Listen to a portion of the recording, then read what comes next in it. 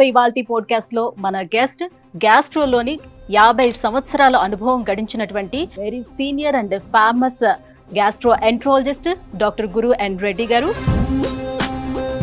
చాలా మంది తినేటప్పుడు టీవీ చూస్తూ తింటేనే ఎక్కువ తినాలనిపిస్తుందని, లేకపోతే ఇప్పుడు చిన్నపిల్లలకి చుట్టూ తిప్పి తినిపించే కల్చర్ కూడా పోయింది. సో ఇలా చేయటం వల్ల కూడా మన గట్ హెల్త్ ఏమైనా పాడవుతూ ఉంటుందా? హ్యాపీగా ఉన్నప్పటికీ ఏం ప్రాబ్లం ఉండదు. ఈ బ్యాడ్ బ్యాక్టీరియా ఎక్కువగా పెరుగుతూ వస్తుంది. దానివల్ల ఏజ్ తో వచ్చే జబ్బులు, కొంతమంది తొందరగా చనిపోవడం, ఇవన్నీ జరుగుతుంటాయి అన్నట్టు. కార్ ఎక్కడో పార్క్ చేస్తాం, 2 రోజులు 3 రోజుల్లో ఎండ్లో ఉంటుంది. సో మళ్ళీ ఆ వాటర్ని తీసుకొని తాగుతూ ఉంటారు. ఇదంతా కరెక్ట్ పద్ధతేనా? కార్లో పెట్టుకున్న వాటర్, లేకుంటే వాటర్ ఎక్కువగా హీట్కి ఎక్స్పోజ్ అయినప్పటికీ ప్లాస్టిక్ బాటిల్స్లో అది కేర్ఫుల్గా ఉండాలి. ఎందుకంటే plastic will melt, heart attacks వస్తూ ఉంటాయి. మొత్తం ప్రపంచం అంతా చూసుకుంటే ఇండియాలో ఎర్లీ ఆర్ యంగ్ ఏజ్లో ఏవైతే హార్ట్ అటాక్స్ వస్తాయి ఇంకెక్కడ కూడా రావు. ఎందువలన వస్తున్నాయి? ప్యాకెట్ పాలల్లో అసలు పోషకాలు ఏమైనా మిగిలి ఉంటున్నాయా? అందులో అవి తాగడం వల్ల ఏమైనా బెనిఫిట్ ఉంటుందా? పిల్లలకి ఇవ్వచ్చా? యాజ్ ఇండియన్స్ మిల్క్ ప్రోడక్ట్స్ లో మనం చాలా వెనుకబడి ఉన్నాం. ప్రోటీన్ చాలా ఇంపార్టెంట్ కదా. వయసు పెరుగుతుంటే కూడా ఇప్పుడు అంటున్నాం మనం, ఈ కండరాలన్నీ మెల్ట్ అయిపోతాయి, వీక్నెస్ వచ్చేస్తుంది, తొందరగా చనిపోతాము. సో ఇటువంటి పేషెంట్స్కు ఇంకా జాగ్రత్త పడాలి. డైట్లో పుష్టంగా డైలీ మంచిగా 1 చెంచా 2 చెంచాలు ఘీ ప్రతి మీల్లో మీరు తీసుకోండి, according to the new research. Hi, welcome to healthy talks with Suji.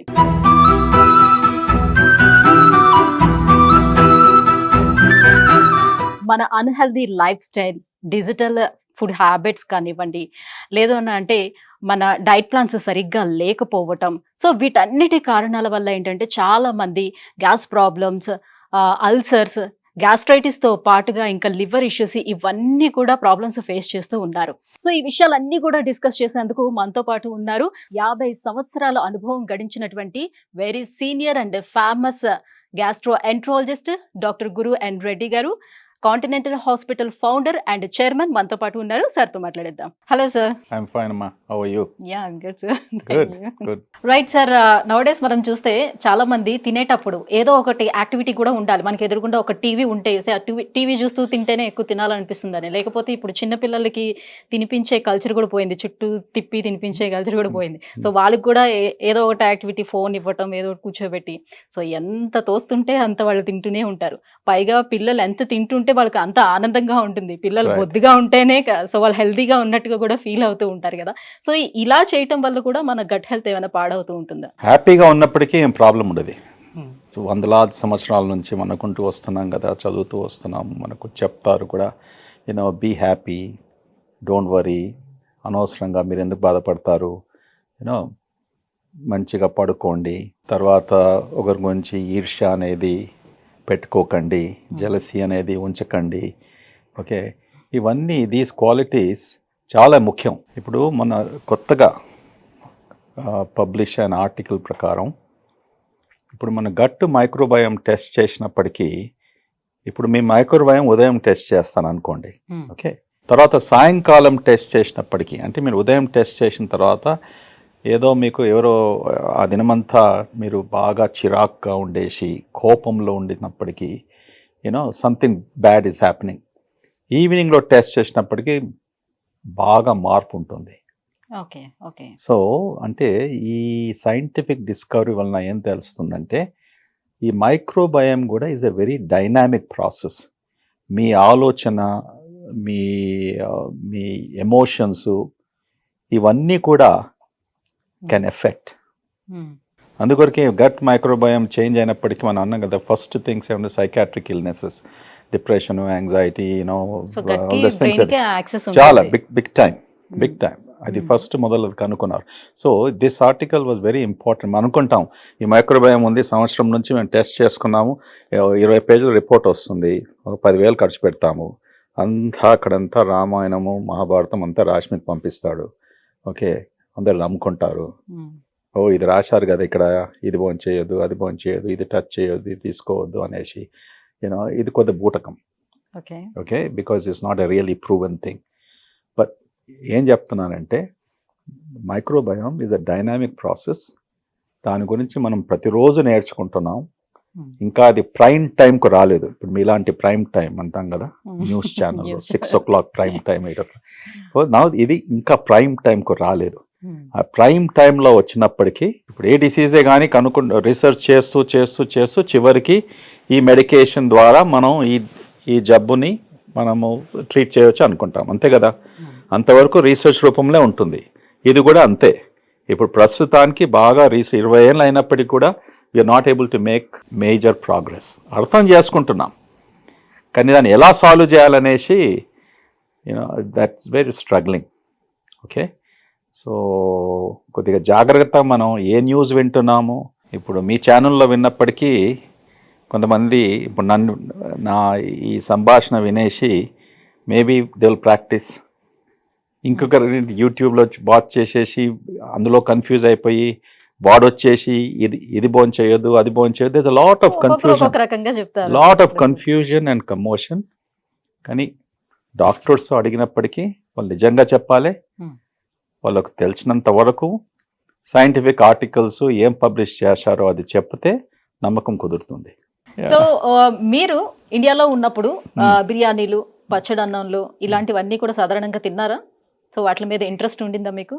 మా అమ్మ ఇంట్లో వంట చేసినప్పటికీ బిర్యానీ తినేది.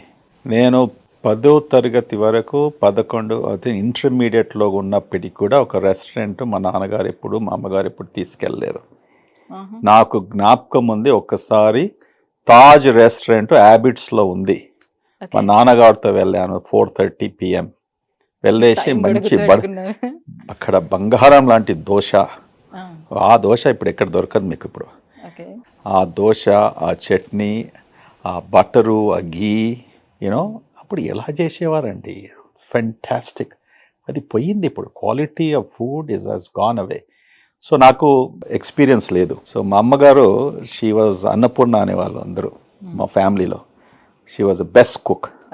ఓకే, అందుకే నా పెళ్ళైన తర్వాత మా ఆవిడ 6 months ఇక్కడ ఉండాలి అంటే ఆమె 2 నెలలు ఉంది అమెరికాకు వచ్చేసి. సో మా అమ్మ వంటలు నేర్చుకోమనేసి.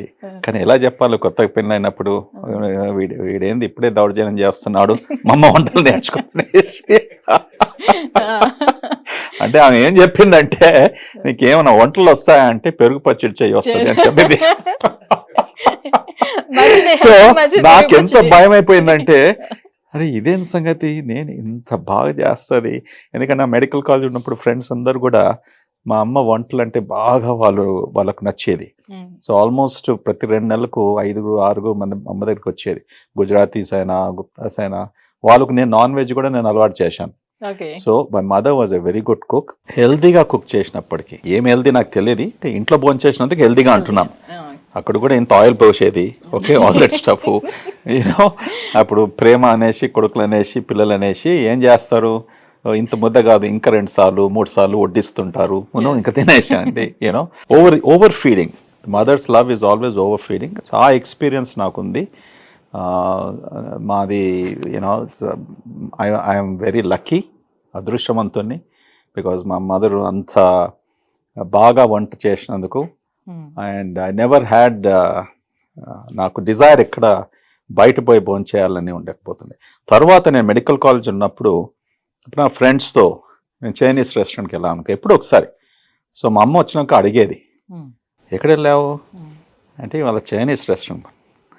ఏం భోజనం చేసావు అక్కడ? మా నూడిల్సో ఏదో. అయితే ఏం చేస్తుండే, నెక్స్ట్ డేనో 2 daysలో ఆమె నిజంగా చేస్తుండే. సో అది కూడా మీరు బయట తినకూడదు. ఆమెకు వీడు ఎందుకు పోయి బయట భోజనం చేస్తున్నాడు, I will not allow him అనేసి ఆమె ఎంత ప్రయత్నం చేస్తుందంటే ఐ షుడ్ రియలీ సెల్యూట్. ఎప్పుడన్నా ఇట్లా వెళ్ళి వచ్చేసి ఇది బాగుండే అమ్మ అంటే తప్పకుండా. ఇండియన్ ఫుడ్ అంటే ఎట్లా అయినా సరే ట్రై చేస్తుండేవారు, బట్ కాంటినెంటల్ రెసిపీస్కి వచ్చేటప్పటికి వాళ్ళు అది మనది అప్పటి వరకు నాకు ఆ కాంటినెంటల్ హవా తలగలేదు కదా. సో హైదరాబాద్ లో ఉన్నప్పటికీ నాకు నిజామీ హవానే ఉండే. సో కాంటినెంటల్ అంటే ఎప్పుడు ఒకసారి టోస్ట్ గీస్ట్, that's what we used to tell. So the real continental was only when I went to the America at the end of the day. అంటే హైదరాబాద్లో ఉన్న వాళ్ళు కూడా కొంతమంది కాంటినెంటల్ ఫుడ్ ఎంజాయ్ చేసేవాళ్ళు what they call as royal families. So so మన పెద్దవాళ్ళందరూ పూర్వీకులందరూ కూడా ప్రతి సంవత్సరం పచ్చళ్ళు అనేది తయారు చేసేసి పెట్టుకొని ఉంచుకునేవారు. సో పచ్చళ్ళు తింటుండేవారు. సో మంచి స్పైసీ ఫుడ్ కూడా తింటుండేవారు. సో వాళ్ళకి ఏమయ్యేది కాదు కదా. ఇప్పుడు ఎందుకు పచ్చళ్ళు అవన్నీ తినద్దు, స్పైసీ ఫుడ్ జోలికి వెళ్ళొద్దు, బయట ఫుడ్స్ అవన్నీ తీసుకోవద్దని ఎందుకు చెప్తున్నారు? చెప్పేవాళ్ళు పిచ్చోడు. ఇటువంటి సందేశం మనం ప్రజలకు ఇలా ఇస్తుంటే, నేను చెప్పాను కదా ఇంతకుముందు, ఈ కన్ఫ్యూజన్లో ఈ మధ్యలో పాడ్కాస్ట్ బాగా ఎక్కువయ్యాయి. ఓకే, ఎవరు ఇష్టం వచ్చినట్టు వాడు చెప్తున్నాడు. ఓకే, ఎక్కడ రాసి ఉందమ్మా పచ్చళ్ళు తినకూడదు అనేసి? సరే, మీకు ఏమైనా జబ్బు ఉంటే, హార్ట్ ఫెయిలియర్ కండిషన్ ఉన్నప్పటికీ, బ్లడ్ ప్రెషర్ ఎక్కువగా ఉన్నప్పటికీ, కిడ్నీ ప్రాబ్లం ఉన్నప్పటికీ, సరే పచ్చడిలో ఏముంటుంది? ఎక్కువ కారము, ఉప్పు. So salt is one of the things we recommend కదా. పచ్చళ్ళతో జాగ్రత్త పడండి. అసలు ఫస్ట్ ఎందుకు చేసేవాళ్ళం పచ్చడి మీకు తెలుసా? సో రీజన్ ఫర్ పచ్చడి ఈస్, మ్యాంగో ఒక సీజన్లో వచ్చేది. అండ్ పచ్చడి పిక్లింగ్ అంటాం, పిక్కిల్స్ అంటాం కదా ఇంగ్లీష్లో. సో పిక్లింగ్ అన్నప్పటికీ, what are you pickling? You are pickling a fruit, pickling a vegetable. Meat also you can pickle. మా ఇంట్లో మా అమ్మగారు బ్రహ్మాండమైన మాంసంతో, ఓకే, పిక్కిల్స్, ష్రింప్తో పిక్కిల్స్. ఈ పిక్లింగ్ అన్నప్పటికీ you have to have preservatives. Okay, so what is, ఉప్పు ఏం చేస్తుంది, ఈ కారం ఏం చేస్తుంది? It's a preservative. సో అందుకొరకు సంవత్సరానికి ఒక్కసారి మనము మామిడి పండ్ల సీజన్లో వెజిటబుల్స్ ప్లేస్కి వెళ్ళేసి, అది కూడా ఆ సీజన్ అప్పుడు ఆ టైంలో 2 months ఉండేది పికిల్స్ పెట్టడానికి. సో అప్పుడు పికిల్స్ పెట్టుకుంటాము. అది 1 year, 2 years, 3 years ప్రిజర్వేటివ్ వల్ల ఉంటుంది. అందుకు కూడా సాల్ట్ ఎక్కువగా ఉంటుంది. సో మనం ఎంత తింటాం? ఇప్పుడు తినేవారు it's a small piece of this thing for a taste. So I don't know why they should restrict it. And అది పక్కకు పెట్టండి. ఇప్పుడు ఊర్లలో మన ఫార్మర్స్కు, ఓకే, వాళ్ళు భోంచేసేది ఏది? ఉదయము సద్దన్నము, దాంతో పికిల్స్, అంతే కదా. వాడు మార్నింగ్ అదే తినేవాడు, మధ్యాహ్నం అది తినేవాడు, మన సాయంకాలం అదృష్టం బాగుంటే ఇంట్లో ఏమైనా చేస్తే వాడు పప్పు మంచి, అంతే అంతే కదా. That's all they to it. అది తిన్నందుకే వాళ్ళంత సన్నగా ఉండి, యూనో, వాళ్ళకి ఇవన్నీ డయాబెటీస్, ఒబిసిటీ ప్రాబ్లమ్స్ ఎక్కడుండే? వాళ్ళు తొందరగా ఏజ్లో చనిపోయినప్పటికీ ఇన్ఫెక్షన్స్తో, టీబీ అని, లేకుంటే వేరే నిమోనియా అని, లేకుంటే ఫ్లూ సీజన్లో వచ్చినప్పటికీ, యూనో, డాక్టర్ దగ్గరకు, క్లినిక్స్ అండ్ హాస్పిటల్స్ డాక్టర్స్ లేకపోవడంతో కాంప్లికేషన్స్ వచ్చి చనిపోయి, ఇన్ఫెక్షన్స్ వల్ల చనిపోయేవారు. బట్ ఈ chronic diseases, long term diseases ఎక్కడుండేది? వాళ్ళకు చాలా తక్కువ. So actually pickles protected them. Okay. Anything in small in moderation you should eat. ఇప్పుడు మీరు డయాబెటీస్ ఉన్న వాళ్ళు కేక్ తినమంటావా రోజు వచ్చేసి? అనో కదా. ఓకే, ఇప్పుడు అందులో కూడా ఒకటి ఉంది, కొంతమందికి చాలా డయాబెటీస్ ఉన్నప్పుడు ఫ్రూట్స్ తినదు. అంటే పర్టికులర్ గా కొన్ని ఫ్రూట్స్ మాత్రమే సెలెక్టివ్ గా తినాలి అని. అబ్సల్యూట్లీ, దేర్ ఎన్నో ఫ్రూట్స్ ఉన్నాయి. ఇన్ఫ్యాక్ట్ ఈ ఫ్రూట్స్ విల్ బ్రింగ్ షుగర్ని ఇంకా బాగా కంట్రోల్ చేస్తుంది పేషెంట్స్కు, అండ్ డయాబెటీస్ కూడా బెటర్ కంట్రోల్ అవుతుంది ఫ్రూట్స్ తిన్నప్పటికీ, యూనో. కానీ అందరు ఏమంటారు, no don't eat the fruits. Doctors కూడా అదే అడ్వైస్ చేస్తారు, అందులో షుగర్ హే. ఫర్ ఓకే, మ్యాంగో సీజన్లో నువ్వు 2-3 మ్యాంగోస్ తీసుకుంటే షుగర్ ఎట్లాగో పెరుగుతుంది. Mangoes are very rich in sweet, rich in sugar. కానీ lot of fruits are there in nature, control diabetes also will control. So దేని గురించి కూడా చక్కగా కనుక్కుంటే, యూనో, ప్రాపర్ ఇన్ఫర్మేషన్ ఉంటే we should not worry about it. Right. Yeah. So nowadays మన దగ్గర ఉన్నటువంటి బిల్డర్స్కి ఒక మంచి అవగాహన వచ్చేసింది. మన వాళ్ళు అంటే ఆడవాళ్ళు, ప్రజెంట్ ఆడవాళ్ళు ఎవరు కూడా వంటగదిలోకి వెళ్ళట్లేదు, కుక్ చేసుకోవటం లేదు. కాబట్టి ఇల్లు ఎంత పెద్దదిగా కట్టినా కూడా కిచెన్ వచ్చేటప్పటికి ఒక మనిషి ఉండే విధంగా ఇస్తున్నారు అనమాట. సో మనం ఆన్లైన్ మీద ఎక్కువగా డిపెండ్ అయిపోయాము, స్విగ్గీ, జొమాటోలు. సో ఇవన్నీ కూడా ఒకప్పుడు లైఫ్ సేవర్స్ మనకి. బట్ ఇప్పుడు డైజెస్టివ్ పాయింట్ ఆఫ్ వ్యూలో చూసేటప్పుడు ఎలా చూడొచ్చు వీటిని? లైక్ వాళ్ళు ప్యాక్ చేసి ఇచ్చేది కూడా మనకి ఒక ప్లాస్టిక్ డబ్బాస్లోనే ప్యాక్ చేసి ఇస్తున్నారు. ఎప్పుడు వండుతున్నారు, ఎలా వండుతున్నారు, ఏమి మనం చూడం. మనకి టేస్టీగా ఫుడ్ వస్తుందా లేదా, మనం తింటున్నా లేదా మాత్రమే చూస్తున్నాం. ఈ ప్రాబ్లమ్, ఈ సమస్య ప్రపంచం అంతా కూడా ఉంది.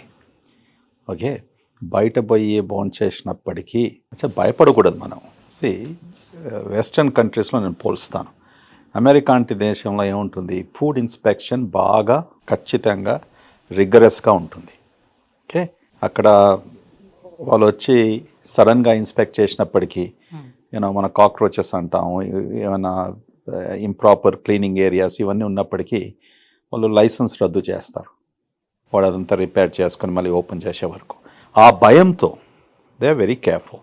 అంత అయినప్పటికీ కూడా అవకతవకలు జరుగుతూ ఉంటాయి.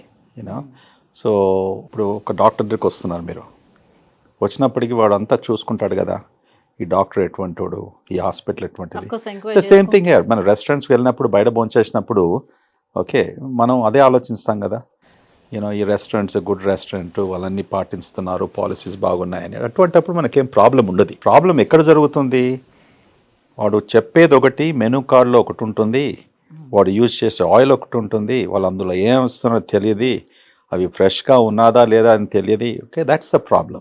బట్ ఓవరాల్ జీవితంలో ప్రతి అడుగున భయపడుతూ మనం ఏం చేయలేము. అడుగడుగున భయంతో ఉంటే మనం ఎలా జీవితం గడుపుతాము? Okay, so you are taking the risk.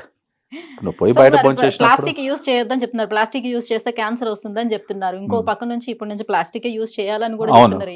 ఏంటి నిజం? కరెక్ట్. ఇది కాఫీ సంగతి లాగా. ఓకే, 1960s, 70s కాఫీ వద్దు బాబాయ్, కాఫీతో ప్రాబ్లము అది ఇది అన్నారు. మళ్ళీ 80s, 90s కాఫీ మంచిగా ఉంది అన్నారు. దాని తర్వాత మళ్ళీ కాఫీ అస్సలు కూడా తీసుకోకూడదు అన్నారు. ఇప్పుడు ఏమంటున్నారు, కాఫీ లాగా ప్రపంచంలో మనం ఇంకా అంత స్ట్రాంగ్ యాంటీ ఆక్సిడెంట్ ఎప్పుడు కూడా ఎక్కడ కూడా లేదు, వెజిటబుల్ కింగ్డమ్లోనూ లేదు. ఓకే, ఇవన్నీ రీసెర్చ్ రూపంలో దిస్ నథింగ్ ఇస్ స్టాటిక్. అంటే అందుకొరకే సైన్స్ ఒక విచిత్రమైన సబ్జెక్ట్. ద లాంజివిటీ అంటాం.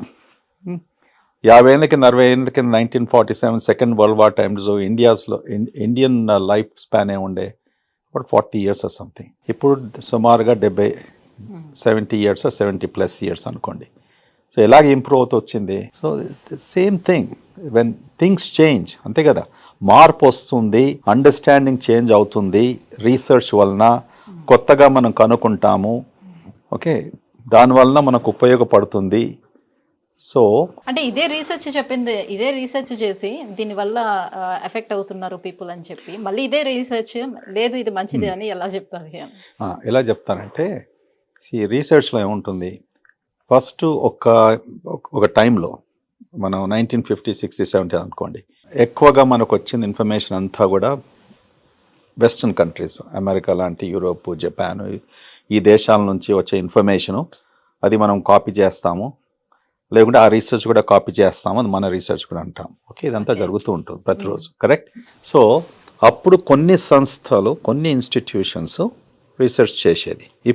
అప్పుడు 10 ఉంటే ఇప్పుడు 1000 అయిపోయాయి. ఓకే, దాంతో ఎలా లాభం అవుతుంది అంటే, నువ్వు ఒక రీసెర్చ్ చేసి పబ్లిష్ చేసావు అనుకోండి, అది నిజమా కాదే అనేసి నీ పక్కోడు కూడా రీసెర్చ్ చేస్తున్నాడు. ఓకే, వేరే దేశంలో కూడా అదే రీసెర్చ్ జరుగుతుంది. సో ద బెనిఫిట్ ఇస్ మొత్తం హ్యుమానిటీకి బెనిఫిట్ అవుతుంది. Larger the number of people, అంటే ఆ రీసెర్చ్లో పార్టిసిపేట్ చేసే వ్యక్తులు, ఓకే, పేషెంట్సే అనుకోండి, సబ్జెక్ట్సే అనుకోండి, మోర్ నంబర్ ఆఫ్ పీపుల్ ఉన్నప్పటికీ రీసెర్చ్ అవుట్కమ్ బాగా స్ట్రాంగ్గా ఉంటుంది. నువ్వు 50 మందిలో రీసెర్చ్ చేసి 500 మందిలో చేసినప్పటికీ బాగా తేడా వస్తుంది.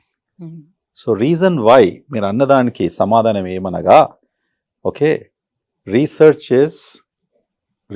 వలన మనం ఏది రుజువు చేస్తామో అది తప్పకుండా చేంజ్ అయ్యే అవకాశం ఉంటుంది. కొత్త డిస్కవరీస్తో, కొత్త టూల్స్తో, లార్జర్ పాపులేషన్ బేసిస్తో చేసినప్పటికీ అండర్స్టాండింగ్ మనకు పెరుగుతుంది, దానివల్ల ఉపయోగం అవుతుంది. Okay, so we should never doubt 10 ఏళ్ల కింద ఇది చెప్పారు, ఇప్పుడు ఎందుకు చెప్తున్నారు? ఓకే, 10 ఏళ్ల కింద ఏమో లేదు, ఇప్పుడు ఏదో వచ్చింది. రోబోటిక్ సర్జరీ ఉండేనా 10 ఏళ్ల కింద? సో వచ్చిందని మనం యాక్సెప్ట్ చేస్తున్నాం కదా, వచ్చిందని మనం యాక్సెప్ట్ చేయాలి, అంతే కదా. సైన్స్లో this is the dynamic thing that changes. ఆ లెర్నింగ్ మనకి ఇంప్రూవ్ అవుతుంది, నాలెడ్జ్ పెరుగుతుంది, దానివల్ల ఉపయోగం అవుతుంది. సో వీ షుడ్ నెవర్, ఒక ఫ్రేజ్ ఉంది వెస్ట్ అమెరికాలో, డౌటింగ్ థామసెస్ అంటాం. మన అడుగడుగున ప్రతి ఒక్కటి మనం డౌట్ చేస్తూ పోతే వానికే జబ్బులు వచ్చేస్తాయి. You don't trust anything. So అందుకొరకే whatever is there currently available, and చాలామంది అది ఉపయోగిస్తుంటే, చాలామంది అది అండర్స్టాండ్ చేసుకుంటే, అది పాటిస్తుంటే మనం కూడా పాటించుకోవాలి అంతే కదా. There is nothing new about it. So ఈ విషయంలో మీరు కాఫీ గురించి మాట్లాడేటప్పుడు ఇంకొక డౌట్ కూడా నాకు రైజ్ అయింది. Hmm. సో పరగడుపున టీ కాఫీలు తాగకూడదు డైరెక్ట్గా అని చెప్తూ ఉంటారు. బట్ బెడ్ కాఫీలు అవి తాగుతారు. బికాస్ మన నోట్లో మంచి బ్యాక్టీరియా అప్పుడు ఉంటుంది. సో తాగితే కడుపులోకి వెళ్తుంది. సో అది మంచిది. సో బెడ్ కాఫీలని ఒక ఆర్టికల్ స్టార్ట్ అయింది. సో రెండిట్లో ఏది కరెక్ట్ అంటారు? ఈవెన్ ఐ మీన్ వెస్ట్రన్ కల్చర్లో కూడా వాళ్ళు పొద్దున్న లేచిన వెంటనే లైక్ చాక్లెట్ లాంటిది కూడా బిఫోర్ బ్రష్ చాక్లెట్ లాంటిది కూడా తీసుకుంటారు. సో ఆ బ్యాక్టీరియా కోసం అని చెప్పేసి వాళ్ళు తినేస్తారు అని చెప్తూ ఉంటారు. ఏది కరెక్ట్, ఏది నిజం? ఏమో సుజిత, నువ్వు చదివే పుస్తకాలు నేను చదువుతలేను. ఇది కొద్దిగా విచిత్రంగా అనిపిస్తుంది. నేను చెప్పకుండా చదువుతాను ఇవాళ, ఏముందో చూస్తుంటాను. But I tell you facts are, ఉదయంగా లేచినప్పటికీ మనం ఫస్ట్ ఏ కల్చర్లో కానీ కూడా ఒక కప్ ఆఫ్ కాఫీ, ఒక కప్ ఆఫ్ టీ, ఓకే, అది కామన్ కల్చర్. ఎందుకు తీసుకుంటాం మనం కాఫీ? కొంచెం యాక్టివ్ అవటం అంతే. That's all to stimulate your brain, cortical stimulation, active అవడానికి, so that your day goes well and all of those things. కానీ నీకు బెడ్ టైం కాఫీ ఎవరు చెప్పారు? నేను ఎప్పుడేం లేదు. ఐ మీన్ లేచేటప్పుడు కాఫీ, బెడ్ కాఫీ. లేచేటప్పుడు bed coffee, bed coffee, that basic early morning to take a cup of coffee. Bed coffee అంటే అది హస్బెండ్ వైఫ్లో రిలేషన్షిప్, అందులో ఎవరు తెచ్చి ఎవరికి ఇస్తున్నారో తెలియదు. అదంతా సమస్య చాలా మటుకు ఏళ్ళ తరబడి నడుస్తుంటుంది. కొంతమంది అంటారు లేడీస్, మా హస్బెండ్ ఎంత మంచివాడు, మార్నింగ్ ఉదయం చేసి నాకు కాఫీ ఇచ్చేసి ఆయన పనికి వెళ్ళిపోతాడు, నేను మహారాణి లాగా 9 గంటలకు లేస్తాను, 8 గంటలకు లేస్తాను. అదే రివర్స్లో ఉంటుంది కొంతమందిలో. My wife is so nice, ఎంత మంచిది, నాకు మార్నింగ్ కాఫీ తీసుకొచ్చేస్తుంది. ఇవన్నీ మనకు different cultures are different. And so the bottom line ఏం చెప్తున్నా అంటే, coffee in the morning, whether మీరు బెడ్లో ఉండి తీసుకుంటున్నారా, బ్రేక్ఫాస్ట్ టేబుల్కి వస్తున్నారా, కిచెన్ టేబుల్లో తీసుకుంటున్నారా, లేకుంటే డ్రైవింగ్ చేస్తూ తీసుకుంటున్నారా. నేను డ్రైవింగ్ చేస్తూ టీ ఆర్ కాఫీ ఒక కప్లో, కార్లో డ్రైవింగ్ చేస్తూ త్రాగేది సుమారుగా నాకు 30 ఏళ్ళ నుంచి అలవాటు. హాట్ కాఫీ 30 ఏళ్ళ నుంచి 35 ఏళ్ళ నుంచి, almost my entire stay in America I did it. ఇప్పుడు కూడా అదే నాకు. ఇక్కడ ఇప్పుడు డ్రైవర్స్ ఉన్నారు, వాళ్ళు డ్రైవింగ్ చేస్తారు. నాకు ఉదయం కాఫీ తీసుకున్నప్పటికి కూడా మళ్ళీ అగైన్ కార్లో కూర్చున్నప్పటికీ నాకు కాఫీ మగ్ ఉండాలి. Okay, I drink the coffee. Coffee is good. I feel active, I feel energetic. మరి రోజులో ఎక్కువ సార్లు టీ కాఫీలు తాగొద్దు. 2 to 3 cups. Okay, 2 to 3 cups మీకు టాలరెన్స్ ఉంటే, అంటే మీకు ఏం ప్రాబ్లమ్స్ లేకుంటే. అంటే కొంతమంది కాఫీ తీసుకున్నప్పటికీ గుండె బాగా తీవ్రంగా హార్ట్ బీట్స్ ఎక్కువగా కావడము, పాల్పిటేషన్స్ అంటాము, ఇర్రెగ్యులర్ హార్ట్ రేట్ అంటాము. లేకుంటే కొంతమందికి something they feel something after drinking. అటువంటప్పుడు యూ షుడ్ అవాయిడ్ ఇట్. లేకుంటే తక్కువ తీసుకోవాలి. What ever is applicable. Correct? These are they same? They're not. These are 5 different fingers. So మన గట్కి మనం ఎలాంటి అలవాట్లు ముందు నుంచి నేర్పిస్తే అది అలానే ఉంటుందా? దానికి అలా మౌల్డ్ అవుతుందా? మౌల్డ్ చేసుకోవచ్చు. ఎస్, అబ్సల్యూట్లీ చేసుకోవచ్చు. ఇప్పుడు కొంతమందికి ఒక అలవాటు ఏంటంటే ఎమోషన్స్. మనం అంటాం ఎవ్రీ డే హ్యావింగ్, ప్రతిరోజు మనకు మోషన్ వచ్చినప్పటికీ బాగా కులాసగా ఉంటుంది. It's a good habit. Okay, కొంతమంది every other day, okay, which is also acceptable. కానీ ఆ టైమింగ్ చాలా ఇంపార్టెంట్. అది నువ్వు పుట్టినప్పటి నుంచి కల్చరల్లీ నువ్వు ఎలా ట్రైన్ అయ్యావు. సో ముఖ్యంగా మార్నింగ్ టైంలో మోషన్ అయినప్పటికీ that is something very culturally. And the body behaviour, అంటే భగవంతుడు ఈ బాడీ ఎలా సృష్టించాడంటే, ఈ హార్మోన్స్ అన్ని కొన్ని మార్నింగ్లో ఉంటుంది ఎక్కువగా, కొన్ని మధ్యాహ్నము, కొన్ని సాయంకాలము.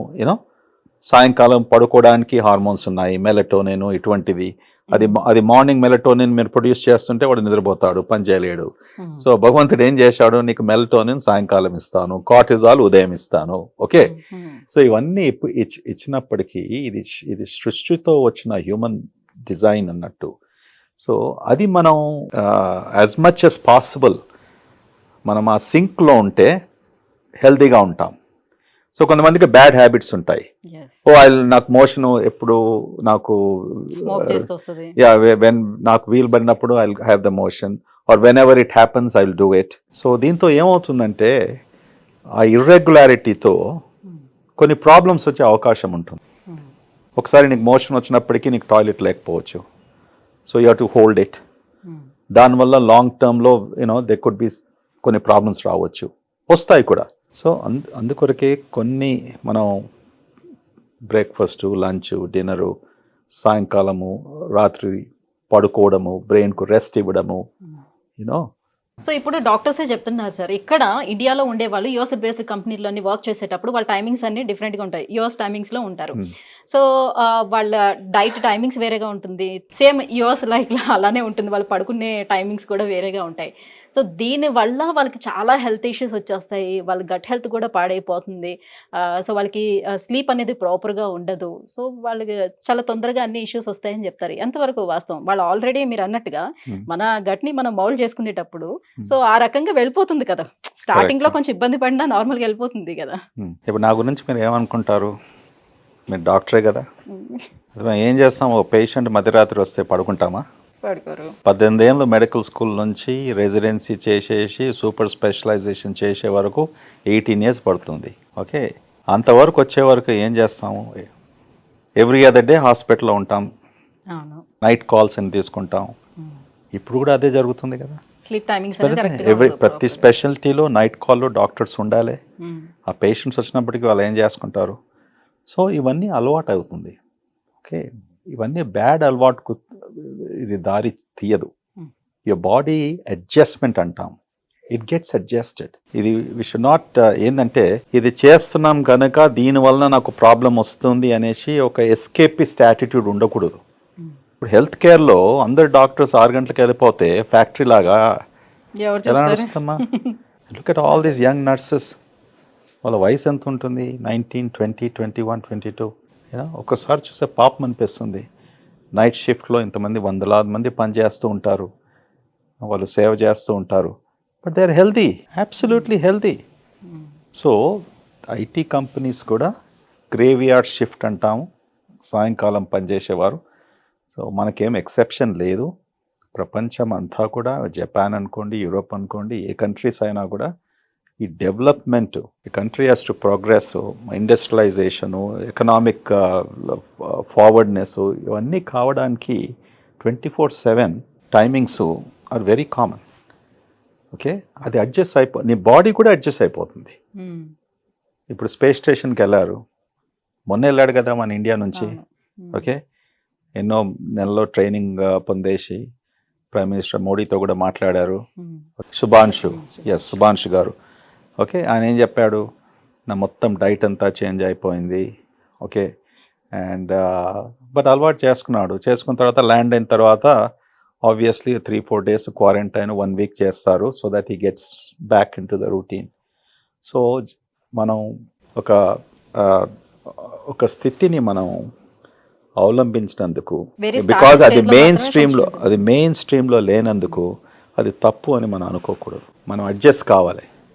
అడ్జస్ట్ అయినప్పటికీ బాడీ కూడా అడ్జస్ట్ అవుతుంది. ఎలా కావాలంటే దాన్ని అలా మౌల్డ్ చేసుకోవాలి. బిఫోర్ స్టార్టింగ్ స్టేజ్ లోనే కొంచెం ఆ ఇబ్బంది అనేది అబ్సల్యూట్లీ. ఇప్పుడు ఎంతమంది ఐటీ పీపుల్, ప్రొఫెషనల్స్ మనం చూస్తాం కదా, పేషెంట్స్గా కూడా you're all very healthy people. 60 ఏళ్ళు 70 ఏళ్ళకి వచ్చినప్పటికీ, 80 ఏళ్ళు వచ్చినప్పటికీ సరే ఆ టైంలో నువ్వు వెళ్ళేసి నైట్ అంతా డైలీ పని చేయమంటే అది కష్టం అవుతుంది. ఎందుకంటే మన body also is ageing. Age అయినప్పటికీ తక్కువగా పడుకుంటాము. ఓకే, ఇరిటేషన్ వస్తుంది. So different times of your life, different situations బట్టి మనం మోల్డ్ కావాలి. రైట్. సో మన ఎదురుగుండా ఉన్న ఈ బాటిల్స్ చూస్తే ఒక డౌట్ వచ్చింది sir. So tap water and mineral water and RO waters, రకరకాల వాటర్స్ అన్నీ కూడా వచ్చేస్తున్నాయి. బ్లాక్ వాటర్లు అవి ఇవి ఒకదాని తర్వాత ఒకటి, ఇది బెటర్ అని వచ్చేస్తుంది. సో ఒకప్పుడు నూతిలోంచి వాటర్ని తోడుకొని శుభ్రంగా తాగేవారు, బాగానే ఉండేది. తర్వాత ఏమో లేదు ఇప్పుడు మినరల్ వాటర్ తీసుకోవాలి. ఇప్పుడు మినరల్ వాటర్ తీసుకుంటే కూడా మనకి ఎముకలకి సమస్య వస్తుంది, సో బొక్కలు అరిగిపోతున్నాయంట, అది కాదు, అది తీసుకోవద్దు అని చెప్తున్నారు. సో ఇలా రకరకాలుగా మారిపోతుంది. ఏ వాటర్ మంచిది అంటారు? Filtered water is good. Simple filtered water. RO water is also a type of nicely filtered water. మనకేం కావాలో వాటర్లో మైక్రో ఆర్గానిజమ్స్ ఇన్ఫెక్షన్ కాకుండా, ఓకే, ఎక్సెసివ్ కొన్ని కెమికల్స్ లేకుండా, ఎక్సెస్ కెమికల్ అంటే మీకు ఫ్లోరైడ్ గురించి తెలుసు. ఫ్లోరైడ్ వలన నల్గొండలో టీత్ చెడిపోవడము, bones, all these things excess fluoride ఇటువంటివి కొన్ని వందలాది సంవత్సరాల్లో హ్యూమన్ మన బాడీకు నష్టం జరిగింది. సో ఈ ఫిల్ట్రేషన్ వలన కొన్ని కీ ఎలిమెంట్స్, కీ కెమికల్స్ మనం తర్వాత మైక్రో ఆర్గానిజమ్స్, బ్యాక్టీరియా అనేసి ఇవి మనం చూసుకుంటే సరిపోతుంది. ఇప్పుడు బాటిల్ వాటర్ మనం తీసుకుంటాం, ఎందుకంటే వి థింక్ ఇది కంటామినేషన్ లేదు, ఓకే 10 మంది ముట్టలేరు. ఇప్పుడు ఇంట్లో మనం ట్యాప్ వాటర్ తీసుకున్నప్పటికీ ఇంట్లో మీకు సంప్ ఉందా, సింక్, అది వాటర్ స్టోరేజ్ ట్యాంక్ ఉందా, ఆ ట్యాంక్లో మీరు ఎప్పుడు టెస్ట్ చేస్తున్నారు, ఎప్పుడు క్లీన్ చేస్తారు? సాధారణంగా ఎవరు క్లీన్ చేయరు, ట్యాంక్స్ అన్నీ ఓవర్ హెడ్గా ఉంటాయి. సో మీరు ఒక ప్రశ్న అడగొచ్చు దాని గురించి, మరి ఎలాగ ఇంతమందికి 90% వరకు ఇలాంటి వాటరే త్రాగుతున్నాం కదా, మళ్ళీ వాళ్ళకి డైలీ డబ్బులు వస్తున్నాయా అంటే కాదు. ఎందుకంటే అగైన్ మన హ్యూమన్ బాడీ ఎలా ఉందంటే అన్ని ఫిల్టర్స్ ఉన్నాయి సిస్టంలో. కడుపులో యాసిడ్ ఉంది, యాసిడ్ వలన ఎన్నో సూక్ష్మ క్రిములు చనిపోతాయి, అంటే ది కిల్, చంపేస్తాయి. ఓకే, అక్కడ నుంచి మళ్ళీ చిన్న పేకు, మళ్ళీ కోల్, ఇవన్నీ ఈవెన్ మనం తీసుకున్నప్పటికీ కూడా మన బాడీ సిస్టమ్ ఎలా ఉందంటే ఇట్ విల్ కోప్ అండ్ అది ప్రొటెక్టివ్ బ్యారియర్గా పనిచేస్తుంది అన్నట్టు. సో నువ్వు అడిగే ప్రశ్నకు కొన్ని కమర్షియల్ ఇంటెంట్ ఉంటాయి. ఈ వాటరే బాగుంటుంది, ఓకే. స్ప్రింగ్ వాటర్ అని ఫ్రెంచ్ ఆల్ప్స్ నుంచి వచ్చింది, అంటే ఫ్రెంచ్ మౌంటైన్స్ నుంచి వచ్చిన వాటర్, చాలా ఎక్స్పెన్సివ్ వాటర్ అది. ఇది క్లీనెస్ట్ స్ట్రీమ్ వాటర్ అంటాం. ఉండొచ్చు, they could be a meaning in to that, కానీ అదే తాగితే బ్రతుకుతామా మనం? మళ్ళీ rest of the 7 billion people, 8 billion people ఏం కావాలి? ట్యాప్ వాటరే కదా వచ్చేది. ఓకే, మంజీరానో, హిమాయత్ సాగరో, ఉస్మాన్ సాగరో ఎక్కడి నుంచో వస్తుంది కదా, గోదావరిలో, కృష్ణానో. ఓకే, ఎవరు చెక్ చేస్తున్నాం? ఎంతమంది ఇళ్లలో ఫిల్టరేషన్ ఉంది? ఎఫోర్డబిలిటీ చేసుకుంటే ఇవాళ రేపు కొంతమంది విరాట్ కోహ్లీ బ్లాక్ వాటర్ తెప్పించుకుని అక్కడ ఎక్కడ నుంచి వెరీ కాస్ట్లీ అంత తెప్పించుకొని తాగుతున్నారు, వెరీ హెల్దీగా. ఎంతవరకు హెల్దీగా ఉన్నారు? ఆ వాటర్ ప్రొడ్యూస్ చేసేవాడు ఎంత సంపాదిస్తున్నాడు నాకు తెలియదు. ఓకే, సో ఇవన్నీ all marketing, commercial. Always some truth ఉండొచ్చు. మీన్స్ ఈ బ్లాక్ వాటర్లో ఇంప్యూరిటీస్ బాగా తక్కువగా ఉండొచ్చు. ఓకే, తక్కువగా ఉన్నప్పటికీ వేరే వాటర్ అంతా చెడుపు వాటర్ అనలేం కదా. మీరేం వాటర్ తాగుతారు? Normal RO water. RO water, okay, same thing, నేను అదే తాగుతాను.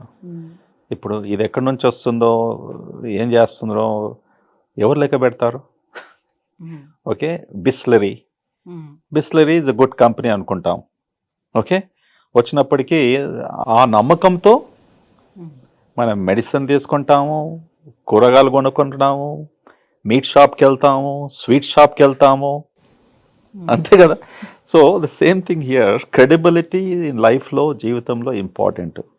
ఇప్పుడు మీరు నన్ను ఇంటర్వ్యూ చేస్తున్నారు, ఓకే, మీకు ఎంత నాలెడ్జ్ ఉంది, ప్రశ్నలు అడుగుతున్నారు, ఓకే, అది క్రెడిబిలిటీ కదా. So I can trust you. So the same thing, everything we have to go by what is the produce, what is the thing, అట్లా అనేసి. ఇప్పుడు ఒకసారి ఓపెన్ చేసిన ఆ బాటిల్ ని సో ఎంత వరకు దాన్ని తాగొచ్చు? చాలా మంది ఇప్పుడు కార్స్ లో వెళ్ళేటప్పుడు ప్లాస్టిక్ బాటిల్ వాటర్ తాగొద్దని చెప్తున్నారు ఒక పక్క నుంచి, ఇంకొక వైపు నుంచి ఇలానే సగం వాటర్ తాగి ఇంకొంచెం వాటర్ ని మనం కార్లో అలానే ఉంచుతాం, కార్ ఎక్కడో పార్క్ చేస్తాం, 2 రోజులు 3 రోజులు ఎండ్ లో ఉంటుంది, సో మళ్ళీ ఆ వాటర్ ని తీసుకొని తాగుతూ ఉంటారు. ఇదంతా కరెక్ట్ పద్ధతేనా? యా, సో ఒకటి, కార్లో పెట్టుకున్న వాటరు, లేకుంటే వాటర్ ఎక్కువగా హీట్కి ఎక్స్పోజ్ అయినప్పటికీ ప్లాస్టిక్ బాటిల్స్లో అది కేర్ఫుల్గా ఉండాలి. ఓకే, ఎందుకంటే ప్లాస్టిక్ విల్ మెల్ట్, కరుగుతుంది కదా, అంటే మనకు కనబడేది కరిగేసి ఇది అంటే అది నువ్వు మంటలో పెడితే అది వేరే సంగతి, కానీ ఆ ఉందో వామ్త్లో టెంపరేచర్ కార్లోనే 100 degrees ఉంది, ఎయిర్ కండిషన్ లేకున్నప్పటికీ అయినా కూడా water we don't know what is the leaking, minute leaks that happen. అందుకొరకే ప్లాస్టిక్ ఈజ్ నాట్ గుడ్ అనేసి 20 years నుంచి అనుకుంటూ వస్తున్నారు. బట్ నా మీరు చెప్పినట్టు కూడా ప్లాస్టిక్ ఈజ్ ఓకే అని అంటున్నారు, సంథింగ్ ఎల్స్ ఈజ్ బ్యాడ్ అంటున్నారు. So this is again on going research. ఇవన్నీ కూడా మనం ఎట్లా కొత్తగా కనుక్కున్నప్పటికీ అది చెప్తూ ఉంటాం. సో మీరు అడిగే ప్రశ్నకు బెటర్ నాట్, వాటర్ ఓపెన్ చేసినప్పటికీ ప్రాపర్ ఎన్వైరన్మెంట్లో ఉంటుకుంటే, ప్రాపర్ టెంపరేచర్లో ఉంటే there is no problem. Okay. You don't have to keep it in the refrigerator also. But excess heat ఉన్నప్పటికీ ప్లాస్టిక్ బాటిల్స్లో ఉన్నప్పటికీ జాగ్రత్త పడాలి. Okay. It's a simple logical approach. So ఈ మధ్యన మనకి gut cleanse and green juices and detox diets ఇవన్నీ కూడా వచ్చాయి కదా సార్. సో ఇవన్నీ నిజంగానే గట్ని క్లీన్ చేస్తాయా, లేకపోతే ఇది కూడా మార్కెట్ స్ట్రాటజీస్? మార్కెటింగ్ స్ట్రాటజీ కాదు. సో డీటాక్స్ అనగా ఏంది అంటే మన బాడీలో ఏమైనా టాక్సిన్స్ అంటే పాయిజన్స్ ఉన్నప్పటికీ అవి you want to remove them. అది ఎలా తొలగించుకోవాలి బాడీని. సో డీటాక్సిఫికేషన్ అంటే కొంతమంది అనుకుంటారు 1 day ఉపాసం ఉండడానికి బాడీ అంతా డీటాక్స్ అవుతుంది, లేకుంటే I want to do some cleansing substances, లేకుంటే కొన్ని కొలానిక్ ఎనిమాస్ అనేసి అదొక పెద్ద డీటాక్సికేషన్ బిజినెస్ అమెరికాలో. ఈ సెంటర్స్కి వెళ్తారు, ఆ ఎనిమా ద్వారా డ్రిప్ 2 hours 3 hours నా కోల్నంతా క్లీన్ అయినప్పటికీ ఉన్న అక్కడ బ్యాక్టీరియా అంతా వెళ్ళిపోయింది అనుకుంటారు. ఎంత మూర్ఖతనం అది. మన దగ్గర 100 trillion బ్యాక్టీరియా ఉన్నప్పటికీ ఒక 3-4 hours ఎనిమా ద్వారా కొలానిక్ లవాజ్ ద్వారా ఎలా తొలగించుకుంటాము? మళ్ళీ కొత్తవి పుడతాయి కదా. సో ఇటువంటి మూర్ఖతనము ఎలా వస్తుందంటే బిజినెస్ ఇంట్రెస్ట్ కామర్స్ ద్వారా ప్రజల్లో ఇటువంటి అవగాహన కలిగిస్తారు. కలిగించినప్పటికీ వాళ్ళు నమ్ముతారు, అనవసరంగా డబ్బు ఖర్చు పెట్టుకుంటారు, దానివల్ల ఏం ఉపయోగపడదు. సో డీటాక్సిఫికేషన్ అనేది అది 1 day ప్రొసీజర్ కాదు. ఒక దినం చేస్తే మళ్ళీ నెక్స్ట్ 90 days డేస్ నేను బిర్యానీ తినేస్తాను, లేకుంటే I can eat all jalebi or gulab jamun అది కాదు. It is everyday practice. ప్రతిరోజు మనం భోంచేసేది మన బిహేవియరు, మనం ఏం తీసుకుంటున్నాము, ఓకే, టాక్సిన్స్, యాంటీటాక్సిన్స్, సో అందుకొరకు ఏం చెప్తాం మనం, ఫ్రూట్స్ ఉన్నాయి, కొన్ని వెజిటబుల్స్ ఉన్నాయి, they are rich in antioxidants అంటాం. యాంటీ ఆక్సిడెంట్స్, ఈ యాంటీ ఆక్సిడెంట్స్ ఏం చేస్తుంది, ఇటువంటి టాక్సిన్ను నల్ చేస్తుంది, ఇటువంటి టాక్సిన్ను ప్యూరిఫై చేస్తుంది బాడీలో. Okay, so if you balance your diet, మనం తీసుకునే ఫ్రూట్సే కానీ వెజిటబుల్సే కానీ which are rich in antioxidants తప్పకుండా మనం తీసుకున్నప్పటికీ ఈ టాక్సిన్స్ ఏవైతే మనతో ప్రొడ్యూస్ అవుతాయో అవి తగ్గుతాయి. దాంతో it will also protect your health. 1 time detoxification is humbug and దాంతో ఏం మనకు లాభం లేదు, అనవసరంగా డబ్బు ఖర్చు పెట్టుకుంటున్నాం. దానివల్ల ఐ థింక్ వితౌట్ దాట్ సేవింగ్స్లో పెట్టుకొని తిరుపతి లేకుంటే ఇక తీర్థయాత్రలకో లేకుంటే వెకేషన్ పోతే బెటర్. ఓకే సార్, మనకి ప్రోబయోటిక్స్ కావాలి అని అంటే ఒకప్పుడు మన ఊర్లలో చూసేవాళ్ళం, నేను కూడా చూసాను అమ్మమ్మ వాళ్ళ ఊర్లో. సో మంచిగా ఒక మట్టి కుండలో గంజన్నాన్ని పెట్టి దాన్ని పులియబెట్టడం అలాంటిది చేసేవారు. సో పులియబెట్టినటువంటి ఆహారాలు చాలా ఉండేవి. సో రాను ఏంటంటే అది పూర్ పీపుల్ ఫుడ్, దాన్ని అవాయిడ్ చేయాలన్నట్టుగా దాన్ని పక్కకు పెట్టేశారు. ఇప్పుడు ప్రోబయోటిక్స్ కావాలంటే క్యాప్సూల్స్ రూపంలో వస్తున్నాయని అంటున్నారు, వాటిని తీసుకోమంటున్నారు. వీటిని ఏ రకంగా తీసుకోవచ్చు అంటారు, తీసుకోవచ్చా లేదా? అసలు నేను చెప్పేది గ్యాస్ట్రోంట్రాలజిస్ట్ నా స్పెషాలిటీ. ఓకే, అండ్ ఈ ప్రోబయాటిక్స్ ఇది $multi-billion బిజినెస్ అయింది ప్రపంచం అంతా కూడా. ఓకే, సో పేషెంట్స్ వచ్చి నన్ను అడుగుతూ ఉంటారు, డాక్టర్ గారు ఐఎమ్ టేకింగ్ దిస్ ప్రోబయాటిక్స్, ఇది మంచిదా కాదా, తీసుకోవాలనా లేదా, ఆల్ దట్ స్టఫ్. సో 20 ఏళ్ళ నుంచి 25 ఏళ్ళ నుంచి ప్రోబయాటిక్ గురించి రీసెర్చ్ జరుగుతుంది. ఎన్నో రకరకాల పబ్లికేషన్స్ కూడా వచ్చాయి. ఒకసారి మంచిది, అందరూ తీసుకోవచ్చు. ఒకసారి కేవలం ఈ జబ్బులున్న వారికి ప్రోబయాటిక్స్ మైట్ హెల్ప్. ఇంక కొన్ని పబ్లికేషన్స్లో ప్రోబయాటిక్స్ తీసుకున్నప్పటికీ హార్మ్, నీకు ఫంగల్ ఇన్ఫెక్షన్స్ రావచ్చు, ఓకే, నీకు వేరే ప్రాబ్లమ్స్ రావచ్చు, please don't take probiotics unnecessary అంటాం. మీరు అన్నట్టు best probiotic in the world, cheapest probiotic is పెరుగు. అంతే కదా. రైస్, గంజి అన్నము లేకుంటే రాత్రి వండిన రైస్ రెఫ్రిజిరేటర్లో పెట్టుకున్న తర్వాత ఫర్మెంటేషన్ అవుతుంది. ఆ ఫర్మెంటేషన్ అయినప్పటికీ ఏమవుతుంది, అందులో కొన్ని బ్యాక్టీరియా ఓకే ఉంటుంది. ఆ బ్యాక్టీరియా చాలా హెల్ప్ఫుల్. అంతే, ఫర్మెంటేషన్ వలన ఫర్ ఎగ్జాంపుల్ పెరుగులో ఏముంది, లాక్టోబాసిలస్ అంటాం. Lactobacillus is a very good component of this probiotic capsules. ఇప్పుడు ప్రోబయాటిక్స్ మనం బయట ఫార్మసీస్లో అమ్మినప్పటికీ కూడా మేము ఏం చూస్తాము, అందులో ఏ బ్యాక్టీరియల్ స్పీసీస్ ఉంది. ప్రోబయాటిక్స్ డిఫరెంట్ బ్యాక్టీరియల్ కల్చర్స్తో తయారవుతాయి అండ్ అందరికీ ఒకటే ప్రోబయాటిక్ హెల్ప్ కాదు. So we will look into ఈ ప్రోబయాటిక్లో ఏ బ్యాక్టీరియల్ స్పీసీస్ ఉన్నాయి, ఈ పేషెంట్కు ఇప్పుడు సంబడి ఇన్ఫ్లామేటరీ బౌల్ డిసీజ్ అంటాం, అంటే గట్టుకు సంబంధించిన జబ్బులు. ఈ జబ్బుల్లో మేము బాగా ఆలోచిస్తూ పేషెంట్స్కు ప్రిస్క్రైబ్ చేస్తాం. ఈ డిసీజ్లో ఈ కాంపోజిషన్ ఉన్నప్పటికీ ఈ ప్రోబయాటిక్ బాగుంటుంది, తీసుకుంటే బెటర్ అనేసి. పర్సనలీ హెల్తీగా ఉన్నప్పటికీ నో ప్రోబయాటిక్ ఈజ్ నెసెసరీ. అంటే లాక్టో ఇంటాలరెన్స్ ఉండే వాళ్ళు ఇలా తీసుకోవచ్చా క్యాప్సూల్స్? లాక్టోజ్ ఇంటాలరెన్స్ ఉన్నప్పటికీ ఇప్పుడు లాక్టోజ్ ఫ్రీ మిల్క్ వచ్చింది, ఓకే, ఆల్టర్నేటివ్ మిల్క్ తీసుకోవచ్చు, దాంతో పెరుగు చేసుకోవచ్చు, ఆప్షన్స్ చాలా ఉన్నాయి.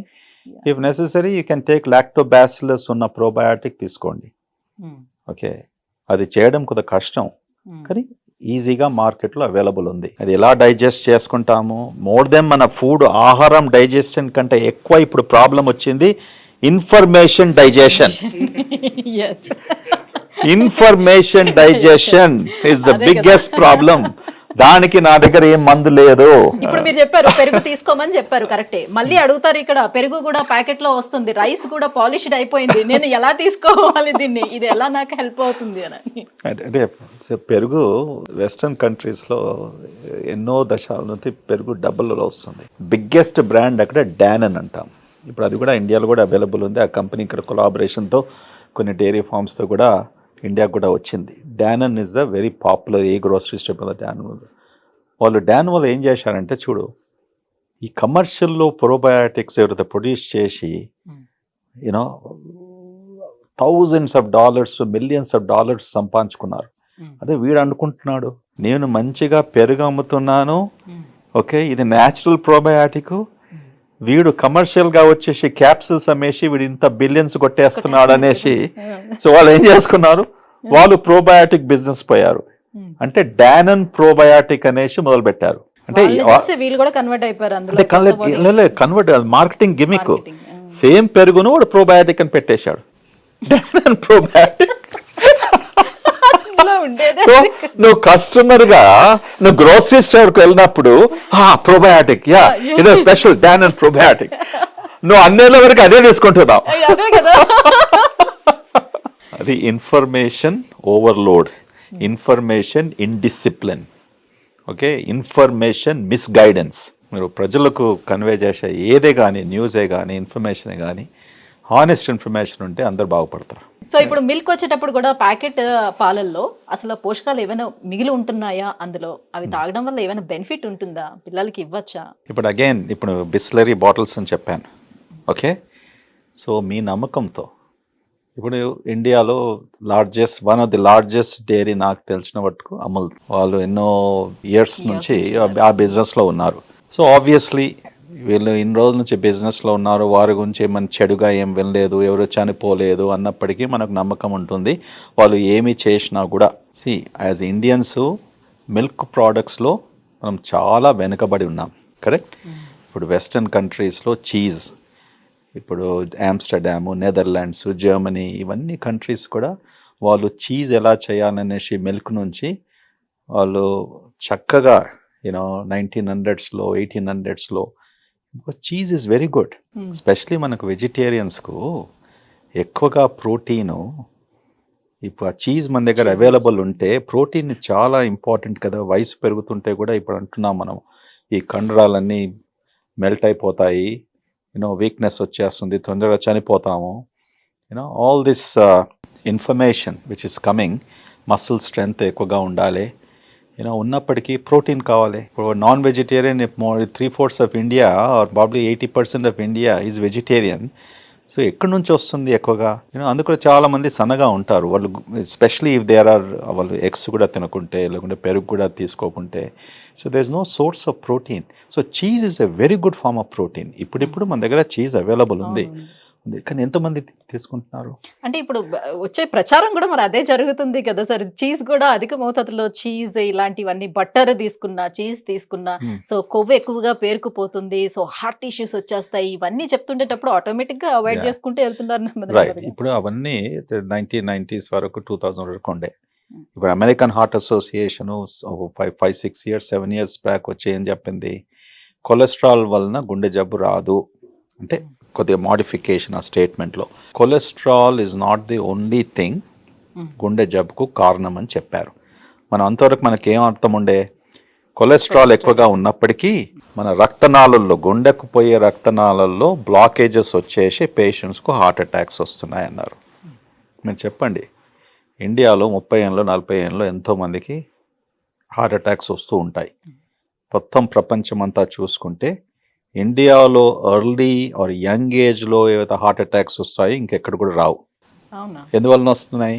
వాడు 30 years 40 years లావుగా లేడు, డయాబెటీస్ లేదు, బ్లడ్ ప్రెషర్ లేదు, స్మోకరు కాడు, కానీ సడన్ స్ట్రెస్ వల్ల. Stress is one of the biggest thing. Pollution వల్ల, ఆల్ దీస్ ఫ్యాక్టర్స్. కొలెస్ట్రాల్ మనకి 250 కూడా ఉండొచ్చు.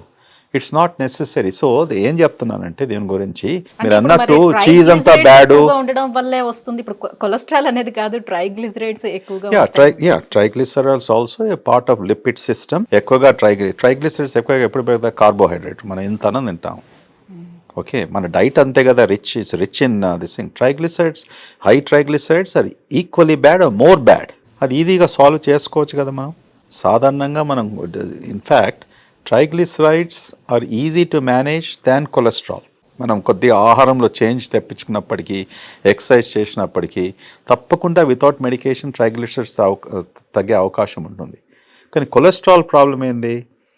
అందరికీ చెప్పినట్టు అందరికీ తెలుసు, ప్రజలకు కూడా 80 to 90% of the cholesterol we call endogenous cholesterol. అంటే మన బాడీలో తయారవుతుంది, మన ఆహారం వల్ల కాదు.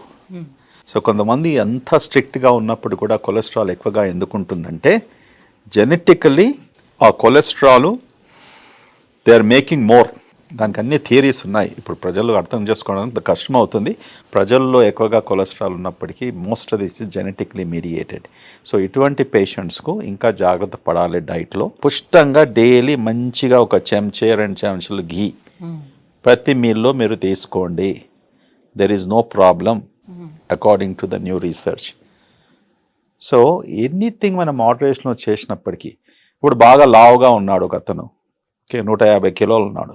ఇటువంటి వాళ్ళు డైలీ ఘీ తీసుకొని, లేకుంటే డైలీ చీజ్ తీసుకొని, డైలీ స్వీట్స్ తీసుకున్నప్పటికీ they is a problem. Otherwise cheese is a very good protein. Vegetarians have to realise, vegetarians అర్థం చేసుకోవాలి. చీజ్ ఎలా తయారవుతుంది? కండెన్స్ మిల్క్ తోనే. ఇంత మిల్క్ మనం త్రాగేది బదులు you can eating this nice pieces of cheese and చాలా టేస్టీ. ఇవాళ రేపు ఎన్ని రెసిపీస్ అమ్మా. నేను ఇన్స్టాగ్రామ్లో కార్లో చూస్తుంటే నాకు నా నోట్లో నూరు ఆడుతుంది. అరే నాకు చెప్పాలి, వాళ్ళ ఇంటికి వెళ్ళేసి ఇలాంటి చేస్తే ఎంత బాగుంటుంది. నేను చేస్తాను అది చేస్తూ మా cook I push the button. Okay, ఎంత సులభం చేసిన ఇన్స్టాగ్రామ్లో simple things you can make it so well.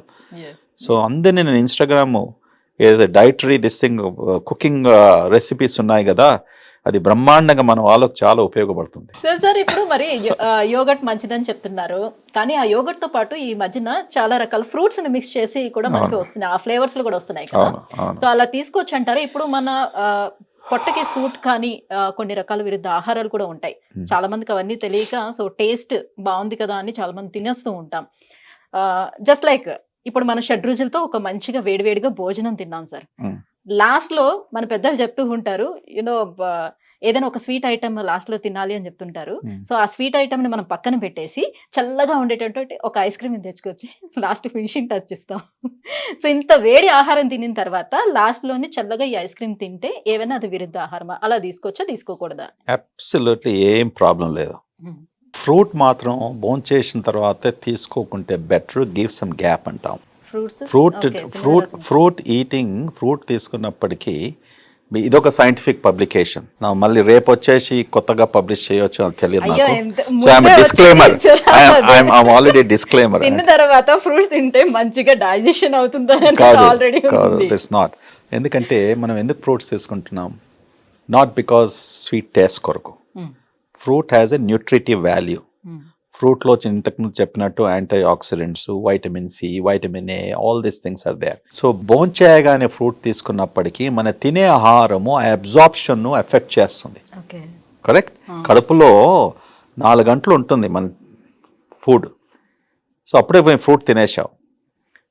మనం తిన్న ఫుడ్లో డిఫరెంట్ కెమికల్స్, సబ్స్టెన్సెస్ ఉంటాయి.